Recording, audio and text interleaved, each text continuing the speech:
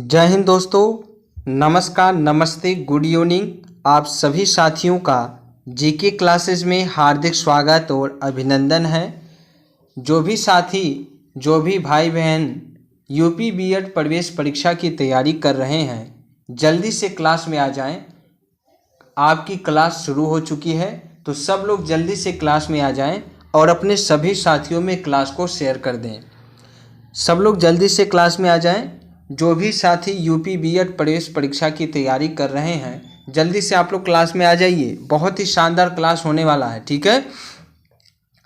तो काफ़ी दिनों से आपकी क्लास जो है वो नहीं हो रही थी क्योंकि कोई कारण था, और अब आपकी जो क्लास है वो रेगुलर होगी, ठीक है। और इस क्लास में हम लोग सामान्य ज्ञान यानी जीके के महत्वपूर्ण प्रश्नों को डिस्कस कर रहे हैं, जो आपके यूपी बीएड प्रवेश परीक्षा में पिछले कई वर्षों से पूछे जा चुके हैं।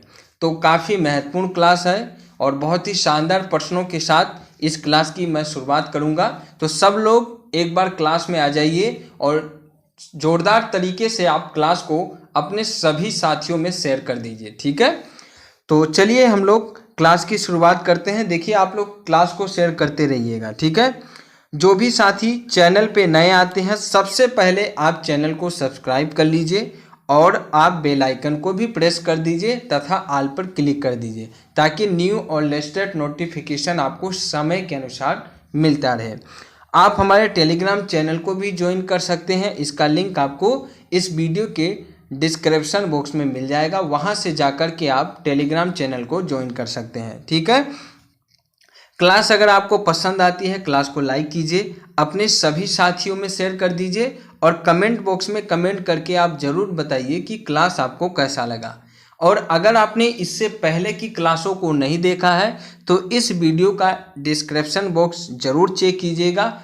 इस वीडियो के डिस्क्रिप्शन बॉक्स में आपको सभी क्लासों की प्लेलिस्ट मिल जाएगी, वहां से जाकर के आप सभी क्लासों को देख सकते हैं, ठीक है। तो चलिए, ये सभी बातें हो चुकी है ना। अब हम लोग क्लास की तरफ चलते हैं और आज का जो पहला प्रश्न है वो आपके सामने आ गया है, ठीक है। तो चलिए हम लोग शुरुआत करते हैं। और पहला प्रश्न कह रहा है कि बाघ परियोजना कब आरंभ की गई।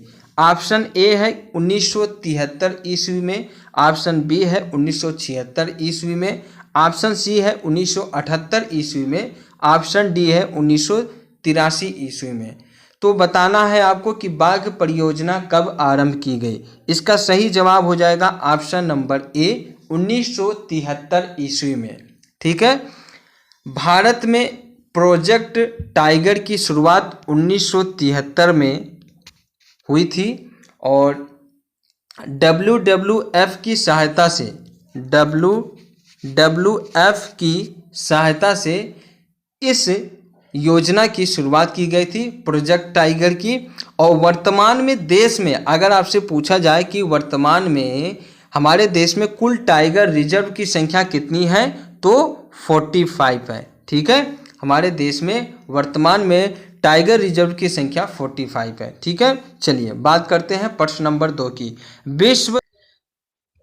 प्रश्न नंबर 2 कह रहा है कि विश्व स्वास्थ्य संगठन WHO यानी वर्ल्ड हेल्थ ऑर्गेनाइजेशन का मुख्यालय कहाँ स्थित है। ऑप्शन ए है न्यूयॉर्क में, ऑप्शन बी है पेरिस में, ऑप्शन सी है जिनेवा में, ऑप्शन डी है हेग में। और इस प्रश्न का सही जवाब हो जाएगा ऑप्शन नंबर सी जिनेवा में, है ना। विश्व स्वास्थ्य संगठन WHO का मुख्यालय जो है ये जिनेवा में है। और जिनेवा कहाँ पे स्थित है, तो ये आपका स्थित है स्विट्जरलैंड में। कहाँ पे स्थित है, स्विट्जरलैंड में स्थित है, ठीक है। तो विश्व स्वास्थ्य संगठन का जो मुख्यालय है वो जिनेवा में है और ये स्विट्जरलैंड में स्थित है। यह संस्था संविधान में 22 जुलाई 1946 को स्वीकृत की गई थी, है ना। ये जो संस्थान है ये हमारे भारत में हमारे संविधान में 22 जुलाई 1946 को स्वीकार की गई थी। और इसकी स्थापना जो है 7 अप्रैल 1948 को, इसकी स्थापना 7 अप्रैल 1948 को की गई थी। इसका उद्देश्य है कि विश्व के सभी देशों की जनता के स्वास्थ्य की उच्चतम संभव दशा को प्राप्त करना। ठीक है, तो विश्व स्वास्थ्य संगठन WHO का मुख्यालय जिनेवा में है, जो कि स्विट्जरलैंड में है। और यह संस्था जो है हमारे संविधान में 22 जुलाई 1946 को स्वीकार की गई थी और इसकी स्थापना जो है 7 अप्रैल 1948 को की गई थी। और इसका मुख्य उद्देश्य है कि विश्व की सभी जनता को उच्चतम स्वास्थ्य सुविधा उपलब्ध कराना, है ना, उच्चतम संभव दशा को प्राप्त करना। ठीक है, क्लियर है। चलिए प्रश्न नंबर 3। प्रश्न नंबर 3 कह रहा है कि राष्ट्रीय ध्वज में अंकित अशोक चक्र में तीलियों की संख्या कितनी है? ऑप्शन ए है 22, ऑप्शन बी है 23, ऑप्शन सी है 25, ऑप्शन डी है 24। और इस प्रश्न का सही जवाब हो जाएगा ऑप्शन नंबर डी 24, है ना। हमारे राष्ट्रीय ध्वज 3 पट्टियों वाला होता है जिसे तिरंगा कहा जाता है। इसमें पहला जो पट्टी होता है वो गहरा केसरिया रंग होता है जो कि सबसे ऊपर होता है, और उसके बीच में होता है सफ़ेद रंग की पट्टी जो कि बीच में होती है, और उसके नीचे होता है गहरा रंग का पट्टी जो कि तीसरा पट्टी होता है, और ये सबसे नीचे होता है। सफ़ेद पट्टी के बीच में नीले रंग का एक चक्र होता है और इस चक्र में 24 तीलियां होती है। यह तीलियां जो है, ये चक्र जो है, ये अशोक के स्तंभ पर बने धर्म चक्र का प्रतीक है। भारत की संविधान सभा ने राष्ट्रीय ध्वज को 22 जुलाई भारत के संविधान सभा ने राष्ट्रीय ध्वज को 22 जुलाई 1947 को अपनाया था। तो ये प्रश्न आपसे कभी भी पूछा जाए तो आप इसे याद रखिएगा कि 22 जुलाई 1947 को संविधान सभा द्वारा राष्ट्रीय ध्वज तिरंगा को अपनाया गया था। ठीक है, आ गया समझ में। चलिए बात करते हैं प्रश्न नंबर 4 की। एग मार्क है, ऑप्शन ए अंडों की पैदावार की एक कोऑपरेटिव है, ऑप्शन बी कहता है कि व्यवस्थित जई मार्केट है, या ऑप्शन सी कहता है कि किसानों को कोऑपरेटिव है, और यहाँ ऑप्शन डी है कि इस्तेमाल करने वाली चीज़ें जैसे अंडे, दूध, घी आदि की क्वालिटी गारंटी मोहर है। और इसका सही जवाब होगा option number D. Egg mark जो है ये इस्तेमाल करने वाली चीज़ें जैसे अंडा हो गया, दूध हो गया, घी हो गया आदि सभी प्रकार की वस्तुओं की क्वालिटी गारंटी होती है। ठीक है, उसका मोहर होता है। तो एग मार्क जो है एक गुणवत्ता प्रमाण पत्र होता है जो विभिन्न कृषि एवं खाद्य उत्पादों के लिए प्रयोग किया जाता है। यह प्रमाण पत्र भारत सरकार की director of marketing and inspection agency द्वारा दिया जाता है। तो एगमार्क एक क्या है? गुणवत्ता प्रमाण पत्र है जो कि विभिन्न कृषि और खाद्य पदार्थों की गुणवत्ता को प्रमाणित किया जाता है इसके माध्यम से। और ये प्रमाण पत्र भारत की किस एजेंसी के द्वारा दिया जाता है? तो ये भारत सरकार की director of marketing and inspection agency के द्वारा ये प्रमाण पत्र दिया जाता है। क्लियर है? चलिए बात करते हैं प्रश्न नंबर 5 की। प्रश्न नंबर 5 कह रहा है कि इंडियन इंस्टीट्यूट ऑफ साइंस कहाँ पर स्थित है? ऑप्शन ए है नई दिल्ली, ऑप्शन बी है चेन्नई, ऑप्शन सी है खड़गपुर, ऑप्शन डी है Bengaluru. Indian institute of science कहाँ स्थित है? इसका सही जवाब हो जाएगा ऑप्शन नंबर डी बंगलुरु, है ना। इंडियन इंस्टीट्यूट ऑफ साइंस की स्थापना बंगलुरु में स्थित है, यानी ये बंगलुरु में स्थित है। क्लियर हो गया? चलिए अब बात करते हैं प्रश्न नंबर 6 की। ठीक है, प्रश्न नंबर 6 कह रहा है कि किसी कारणवश कार्यकाल के दौरान यदि राष्ट्रपति की मृत्यु हो जाए तो उपराष्ट्रपति अधिकतम कितने समय तक राष्ट्रपति के रूप में कार्य कर सकता है? कहने का मतलब है कि यदि किसी कारणवश कार्यकाल के दौरान ही राष्ट्रपति की मृत्यु हो जाती है तो उपराष्ट्रपति जो है वो राष्ट्रपति के पद पर कितने समय तक कार्य कर सकता है? ऑप्शन ए कहता है कि 2 वर्ष तक, ऑप्शन बी कहता है कि 1 वर्ष तक, ऑप्शन सी है 3 महीने तक, ऑप्शन डी है 6 महीने तक। और इसका सही जवाब हो जाएगा ऑप्शन नंबर डी 6 महीने तक, है ना। राष्ट्रपति का जो पद होता है ये खाली रहने पर उपराष्ट्रपति राष्ट्रपति की हैसियत से कार्य करता है ना। यदि राष्ट्रपति का पद खाली है तो जो उपराष्ट्रपति होता है वो राष्ट्रपति की हैसियत से उस पद पर कार्य करता है। उपराष्ट्रपति के राष्ट्रपति के रूप में कार्य करने की जो अधिकतम अवधि होती है वो 6 महीने की होती है, और इस दौरान अगर राष्ट्रपति का चुनाव करा लेना अनिवार्य होता है, ठीक है। और इस दौरान क्या होता है, राष्ट्रपति का चुनाव जो होता है वो कराना अनिवार्य होता है। ठीक है। राष्ट्रपति के रूप में कार्य करते समय उपराष्ट्रपति राष्ट्रपति को मिलने वाले वेतन तथा सभी सुविधाओं का उपभोग करता है। राष्ट्रपति के रूप में कार्य करते समय उपराष्ट्रपति को राष्ट्रपति को मिलने वाली जो वेतन होती है, जो सभी सुविधाएं होती हैं, उसका उपभोग करना पड़ता है। ठीक है, आ गया समझ में। चलिए बात करते हैं प्रश्न नंबर 7 की। प्रश्न नंबर 7 कहता है कि कोई विधेयक धन विधेयक है अथवा नहीं, इसका निर्णय कौन करता है। ऑप्शन ए है लोकसभा का अध्यक्ष, ऑप्शन बी है प्रधानमंत्री, ऑप्शन सी है राष्ट्रपति, ऑप्शन डी है संसदीय समिति। ठीक है, तो इस प्रश्न का सही जवाब हो जाएगा ऑप्शन नंबर ए। कोई विधेयक धन विधेयक है या नहीं, इसका निर्णय जो है वो लोकसभा का अध्यक्ष करता है। कोई विधेयक धन विधेयक है अथवा नहीं, इसका निर्णय कौन करता है, लोकसभा का अध्यक्ष करता है।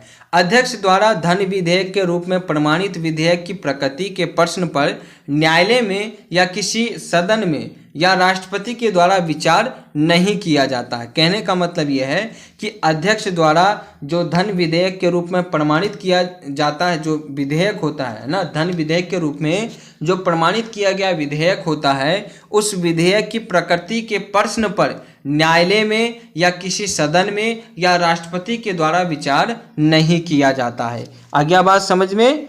ठीक है, तो क्लास को लाइक करते रहिए, शेयर करते रहिए और ज़्यादा से ज़्यादा संख्या में क्लास में उपस्थित होइए। ठीक है, चलिए बात करते हैं प्रश्न नंबर 8 की। लोकनायक की उपाधि किसे प्रदान की गई है। लोकनायक की उपाधि किसे प्रदान की गई है। ऑप्शन ए कहता है कि जयप्रकाश नारायण, ऑप्शन बी कहता है कि एजी टीकरी, और ऑप्शन सी कहता है महात्मा गांधी को, और ऑप्शन डी कहता है जवाहरलाल नेहरू को। और इस प्रश्न का सही जवाब जो होगा वो होगा option number A, Jayaprakash Narayan. Jayaprakash Narayan को लोकनायक की उपाधि दी गई है। ठीक है, तो option A is right answer. प्रसिद्ध स्वतंत्रता सेनानी एवं राजनेता जयप्रकाश नारायण को लोकनायक उपनाम से जाना जाता है और इन्हें 1970 में इंदिरा गांधी के विरुद्ध विपक्ष का नेतृत्व करने के लिए भी जाना जाता है। 1970 में ध्यान दीजिएगा, 1970 में जब इंदिरा गांधी चुनाव लड़ रही थी तो उनके विपक्ष के रूप में जयप्रकाश नारायण उपस्थित थे, यानी खड़े थे। ठीक है, आ गया समझ में। चलिए अब बात करते हैं हम लोग प्रश्न नंबर 9 की। प्रश्न नंबर 9 कहता है कि किसी पदार्थ का वह केंद्र जहां उसका संपूर्ण भार प्रभावी होता है कहलाता है। किसी पदार्थ का वह केंद्र जहां उसका संपूर्ण भार प्रभावी होता है कहलाता है। ऑप्शन ए कहता है कि दोलन केंद्र, ऑप्शन बी कहता है निलंबन केंद्र, ऑप्शन सी है द्रव्यमान केंद्र, ऑप्शन डी है गुरुत्व केंद्र। और इसका सही जवाब जो होगा वो होगा ऑप्शन नंबर डी, गुरुत्व केंद्र। ठीक है ना। तो क्या होता है ये, गुरुत्व केंद्र होता है ना। किसी प्रणाली में समस्त कणों का भार जिस बिंदु पर संकेंद्रित रहता है वह उस प्रणाली का गुरुत्वाकर्षण केंद्र कहलाता है, अर्थात गुरुत्व केंद्र कहलाता है। क्या समझे आप। कहने का मतलब है कि किसी प्रणाली में जब समस्त कणों का भार किसी एक बिंदु पर संकेंद्रित रहता है तो वह जो बिंदु होता है वो गुरुत्वाकर्षण केंद्र कहलाता है, अर्थात गुरुत्व केंद्र कहलाता है। ठीक है, और जबकि बिंदु जिस प्रणाली का समस्त द्रव्यमान केंद्रित रहता है, कहने का मतलब, और जिस बिंदु पर प्रणाली का समस्त द्रव्यमान केंद्र रहता है या केंद्रित रहता है उसे द्रव्यमान केंद्र कहते हैं। क्लियर है, समझ में आ गया। चलिए बात करते हैं प्रश्न नंबर 10 की। भारत में कैसी अर्थव्यवस्था है। ऑप्शन ए है समाजवादी अर्थव्यवस्था है, या ऑप्शन बी मिश्रित अर्थव्यवस्था है, या ऑप्शन सी एकल अर्थव्यवस्था है, या ऑप्शन डी पूंजीवादी व्यवस्था है ना। तो इस प्रश्न का सही जवाब होगा ऑप्शन नंबर बी, भारत में मिश्रित अर्थव्यवस्था है। भारत में मिश्रित अर्थव्यवस्था है, जिस अर्थव्यवस्था में निजी क्षेत्र और सार्वजनिक क्षेत्र दोनों का सह अस्तित्व होता है, दोनों की साझेदारी होती है। इस प्रकार की व्यवस्था को मिश्रित अर्थव्यवस्था कहते हैं।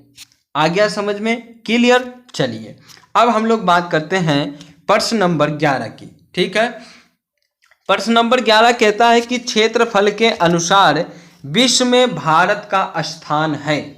ऑप्शन ए है 10वां, ऑप्शन बी है दूसरा, ऑप्शन सी है 5वां, ऑप्शन डी है 7वां। और इस प्रश्न का सही जवाब होगा ऑप्शन नंबर डी 7वां। क्षेत्रफल के अनुसार विश्व में भारत का स्थान 7वां है। इसे मतलब इससे बड़े 6 देश हैं, जैसे मैं 6 देशों का नाम आपको बता देता हूं। ठीक है, सबसे बड़ा जो देश है वो है रूस, उसके बाद में है आपका कनाडा। ठीक है, उसके बाद में क्या है आपका कनाडा, और इसके बाद में आपका आता है ब्राज़ील। ठीक है, इसके बाद में आपका क्या आता है ब्राज़ील, और इसके बाद में आता है आपका संयुक्त राज्य अमेरिका। इसके बाद क्या आता है संयुक्त राज्य अमेरिका। ठीक है, इसके बाद आपका आता है संयुक्त राज्य अमेरिका, और फिर आता है आपका ऑस्ट्रेलिया। क्या आता है ऑस्ट्रेलिया।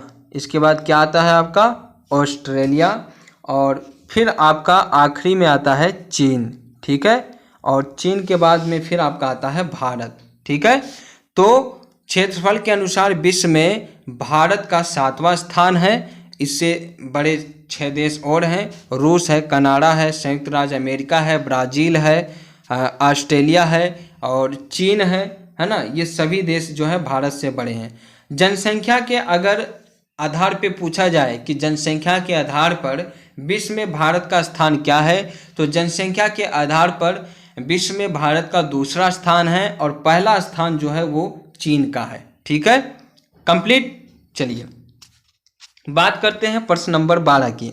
प्रश्न नंबर 12 कहता है कि इनकम टैक्स से जुड़ा हुआ पैन कार्ड PAN का पूर्ण रूप क्या है, यानी PAN का फुल फॉर्म क्या है। ऑप्शन ए कहता है कि परमानेंट अकाउंट नंबर है, ऑप्शन बी है कि पेमेंट अकाउंट नंबर है, या ऑप्शन सी है passbook account number, option D है इनमें से कोई नहीं। और इस प्रश्न का सही जवाब हो जाएगा ऑप्शन नंबर ए, इनकम टैक्स से जुड़ा पैन कार्ड। इसका फुल फॉर्म होता है permanent account number. Permanent account number जो है ये केंद्रीय प्रत्यक्ष कर बोर्ड के निरीक्षण में आयकर विभाग के द्वारा जारी किया जाता है। इसे हम लोग पैन कार्ड कहते हैं और ये इनकम टैक्स विभाग से जुड़ा होता है। चलिए बात करते हैं प्रश्न नंबर 13 की। वर्ष 2020 में ओलंपिक खेल किस देश में आयोजित हुआ था। ऑप्शन ए कहता है कि फ्रांस में, ऑप्शन बी है जर्मनी में, ऑप्शन सी है ऑस्ट्रेलिया में, ऑप्शन डी है जापान में। इस प्रश्न का सही जवाब जो होगा ऑप्शन नंबर डी। वर्ष 2020 में ओलंपिक खेल जो है वो जापान में आयोजित हुआ था। ठीक है, क्लियर है सबको? आ गया समझ में? चलिए अब हम लोग बात करते हैं प्रश्न नंबर 14 की। जब भारत स्वतंत्र हुआ था उस समय इंग्लैंड का प्रधानमंत्री कौन था। ऑप्शन ए कहता है लॉर्ड माउंटबेटन, ऑप्शन बी है विंस्टन चर्चिल, ऑप्शन सी है क्लीमेंट इटली और ऑप्शन डी है लॉर्ड इरविन। इस प्रश्न का सही जवाब हो जाएगा option number C, Clement Attlee, है ना, क्लीमेंट इटली।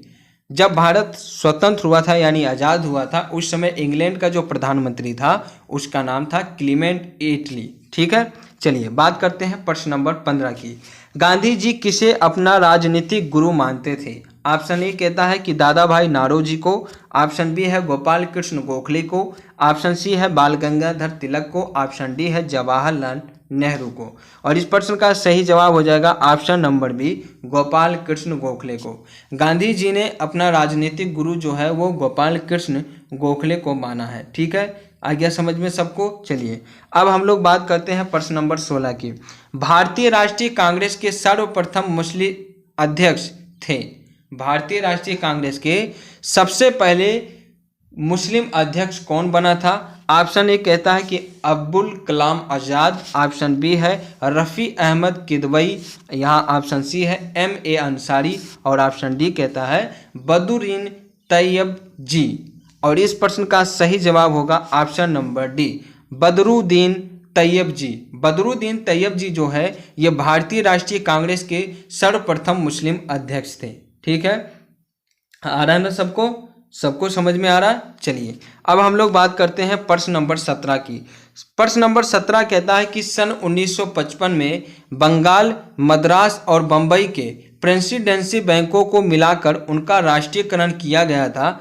एक बैंक को नया नाम भी दिया गया था, वह नाम क्या था? ऑप्शन ए कहता है कि पंजाब नेशनल बैंक था, ऑप्शन बी कहता है सिंडिकेट बैंक था और ऑप्शन सी कहता है स्टेट बैंक ऑफ इंडिया था, ऑप्शन डी कहता है पंजाब एंड सिंध बैंक था। और इस प्रश्न का जो सही जवाब होगा वो होगा option number C, State Bank of India. सन 1955 में जब बंगाल और मद्रास बम्बई के प्रेसिडेंसी बैंकों को मिलाकर जब उनका राष्ट्रीयकरण किया गया था तो एक बैंक का जो नाम था वो था स्टेट बैंक ऑफ इंडिया। ठीक है, उस बैंक को कौन सा नाम दिया गया? इंपीरियल बैंक ऑफ, ऐसा था ना, इंपीरियल बैंक था। उसको बाद में जब राष्ट्रीयकरण किया गया तो उसका नाम बदलकर स्टेट बैंक ऑफ इंडिया कर दिया गया। समझ में आ गया सबको? चलिए अब हम लोग बात करते हैं प्रश्न नंबर 18 की। ठीक है, प्रश्न नंबर 18 कहता है कि वाणिज्यिक बैंक द्वारा बट्टा या गृहों से आरक्षण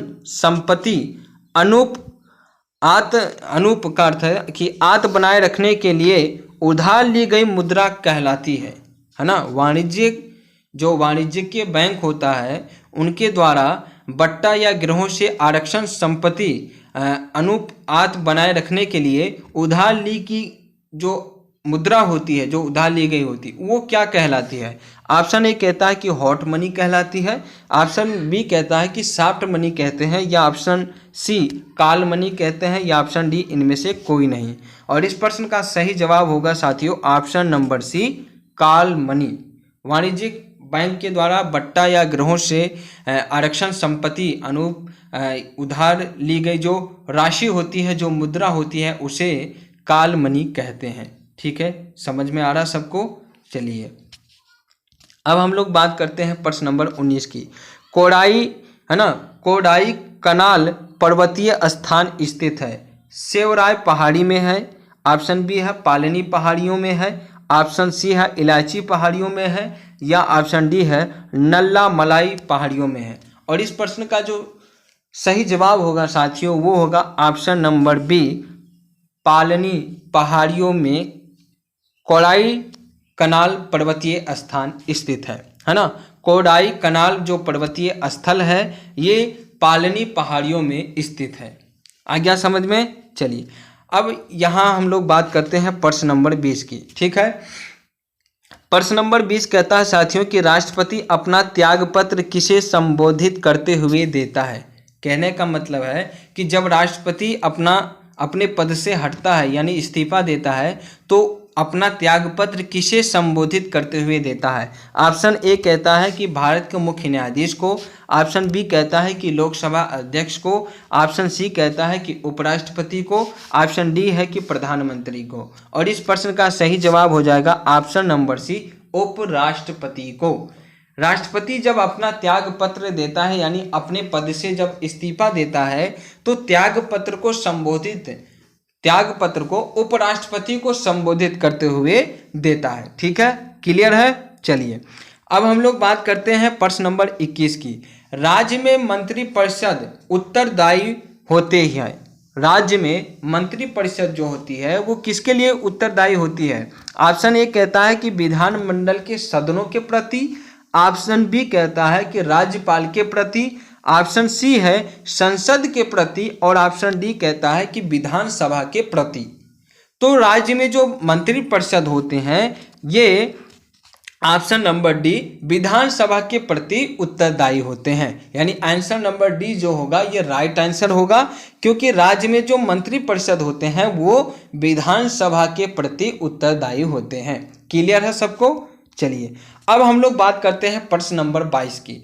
प्रश्न नंबर 22 कहता है साथियों कि कंप्यूटर प्रोग्राम है ना, कंप्यूटर प्रोग्रामर में गलती को करार दिया जाता है। कहने का मतलब कि जब हम लोग कंप्यूटर कोई प्रोग्राम चलाते हैं तो जो गलती होती है उसको करार दिया जाता है। ऑप्शन ए कहता है बिग, या ऑप्शन बी कहता है बिट, या ऑप्शन सी कहता है वायरस, या ऑप्शन डी कहता है इनमें से कोई नहीं। और इसका सही जवाब हो जाएगा ऑप्शन नंबर ए बिग, है ना। कंप्यूटर प्रोग्राम या प्रणाली में उपस्थित कोई गलती और कोई भी दोष बग या बिग कहलाती है। क्या कहलाता है? बग या बिग कहलाती है। और यह कंप्यूटर के सामान्य व्यवहार को प्रभावित करता है। ये जो होता है बिग जो होता है ये कंप्यूटर की जो सामान्य व्यवहार होता है उसको प्रभावित करता है। ठीक है, क्लियर है? चलिए लाइक शेयर करते रहिए, चैनल को सब्सक्राइब करते रहिए, अपने सभी साथियों में जोरदार से क्लास को शेयर कर दीजिए। काफ़ी महत्वपूर्ण प्रश्नों को मैं आपके सामने बता रहा हूँ। ठीक है, अब चलिए बात करते हैं प्रश्न नंबर 23 की, है ना। प्रश्न नंबर 23 कहता है साथियों कि निम्नलिखित में से किस संविधान संशोधन के अंतर्गत मौलिक कर्तव्यों को शामिल किया गया है? निम्नलिखित में से किस संविधान संशोधन के अंतर्गत मौलिक कर्तव्यों को शामिल किया गया है? ऑप्शन ए कहता है 42वें संविधान संशोधन के अंतर्गत, ऑप्शन बी कहता है 43वें संविधान संशोधन के अंतर्गत, ऑप्शन 24 है 44वें संविधान संशोधन के अंतर्गत, या ऑप्शन डी 39वें संविधान संशोधन के अंतर्गत। और इस प्रश्न का सही जवाब होगा ऑप्शन नंबर ए 42वें संविधान संशोधन के अंतर्गत मौलिक कर्तव्यों को शामिल किया गया है। साथियों, सरदार स्वर्ण सिंह समिति, ये समिति का नाम आप लोग याद रखेंगे, सरदार स्वर्ण सिंह समिति। इस समिति की अनुशंसा यानी इस समिति के प्रस्ताव पर संविधान के 42वें संविधान संशोधन जो कि 1976 में किया गया था, इसके अंतर्गत 10 मौलिक कर्तव्यों को हमारे संविधान में जोड़ा गया यानी शामिल किया गया।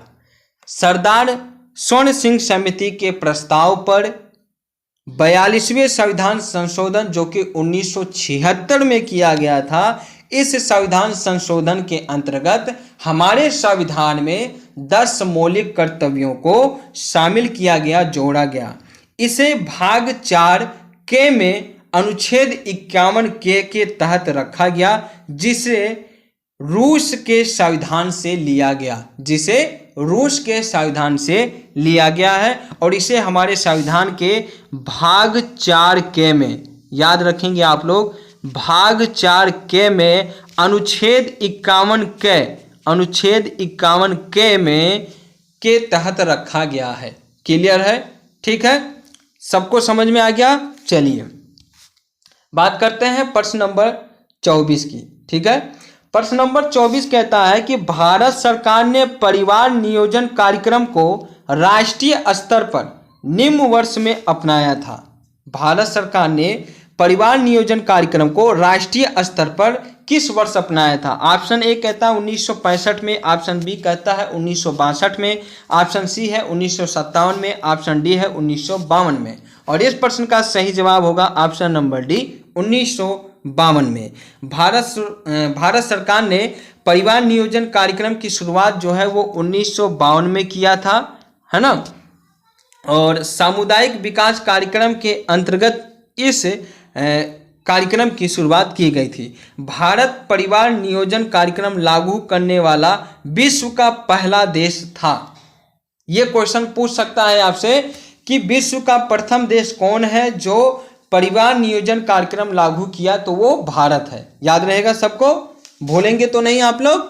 ठीक है, चलिए अब हम लोग बात करते हैं आज की इस क्लास का जो आखिरी प्रश्न है, प्रश्न नंबर 25, है ना। प्रश्न नंबर 25 कहता है कि सबसे पहली रेलवे लाइन किसके शासनकाल में निर्मित हुई थी? प्रश्न नंबर 25 जो है ये कह रहा है कि सबसे पहली रेलवे लाइन किसके शासनकाल में निर्मित हुई थी? ऑप्शन ए कहता है कि लॉर्ड डलहौजी, ऑप्शन बी कहता है जेम्स कॉर्नवालिस, ऑप्शन सी कहता है वारेन हेस्टिंग्स, ऑप्शन डी कहता है लॉर्ड विलियम बेंटिंक। और इस प्रश्न का जो सही जवाब होगा साथियों वो होगा ऑप्शन नंबर ए लॉर्ड डलहौजी। लॉर्ड डलहौजी को भारत में रेलवे का जनक माना जाता है। बहुत ही शानदार प्रश्न है ये, मैं कह रहा हूँ आप इसे नोट कर लीजिएगा, ठीक है। यहाँ से प्रश्न पूछा जा सकता है, ठीक है। लॉर्ड जो डलहौजी है इसे भारत में रेलवे का जनक माना जाता है। इसी के काल में भारत में सबसे पहले रेलवे लाइन निर्मित हुई थी और ये आप लोग याद रखेंगे कि 16 अप्रैल, ठीक है, 16 अप्रैल 1853 को भारतीय रेलवे की प्रथम रेलगाड़ी बोरी बंदर, कौन सी रेलगाड़ी? बोरी बंदर बम्बई, जो कि अब छत्रपति शिवाजी टर्मिनल के नाम से जानी जाती है, ये थाने के बीच चलाई गई थी। बोरी बंदर से थाने के बीच में ये चलाई गई थी और वर्तमान में इस रेलगाड़ी को वर्तमान में इस ट्रेन को छत्रपति शिवाजी टर्मिनल के नाम से जाना जाता है, ठीक है। तो भारत में लॉर्ड डलहौजी को रेलवे का जनक माना जाता है और इन्हीं के शासनकाल में भारत में सबसे पहले रेलवे लाइन निर्मित हुई थी और 16 अप्रैल 1853 को भारतीय रेलवे की प्रथम रेलगाड़ी, जो कि वर्तमान में छत्रपति शिवाजी टर्मिनल के नाम से जानी जाती है, बोरी बंदर बम्बई से थाने के बीच में चलाई गई थी, ठीक है। समझ में आ गया सबको? तो साथियों आज की इस क्लास में हम लोगों ने सामान्य ज्ञान यानी जीके के महत्वपूर्ण प्रश्नों को डिस्कस किया। ये सभी प्रश्न आपके परीक्षाओं के दृष्टिकोण से बहुत ही महत्वपूर्ण है और बहुत ही महत्वपूर्ण है। तो मेरा आपसे एक ही अनुरोध है कि आप इन सभी प्रश्नों को अच्छे तरीके से तैयार कीजिए, इनको देखिए, इनको बार बार अभ्यास कीजिए ताकि ये प्रश्न आपके दिमाग में फिट हो जाए, ठीक है। तो आज की इस क्लास में बस इतना ही, मिलते हैं अगली क्लास में। तब तक के लिए आप अपना ख्याल रखिए और आप स्वस्थ रहें, मस्त रहें, पढ़ने में व्यस्त रहें और सबसे ज़रूरी बात, चैनल को सब्सक्राइब करें, क्लास को लाइक शेयर करें और अपने सभी साथियों में शेयर करें और ज़्यादा से ज़्यादा संख्या में क्लास को देखने का प्रयास करें, ठीक है। Thank you very much. जय हिंद, जय भारत।